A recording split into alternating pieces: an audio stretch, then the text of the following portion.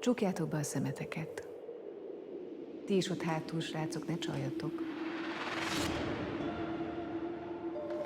Mindenki becsukta? És képzeljétek el magatok elé az O betűt. Ott van előttetek. Lehet kicsi vagy nagy, lehet sötét vagy világos. Menjetek hozzá egészen közel. És hogyha megvan, akkor nyissátok ki a szemeteket, és ki milyennek látta az O betűt? Szürke. És nagyon messze volt. Maga szerint ez a film rendben van? Miért ne lenne? Két költő életéről szól, és semmi olyasmi nincs benne, hogy bárkinek is így kéne élni az életét. Ez csak egy film.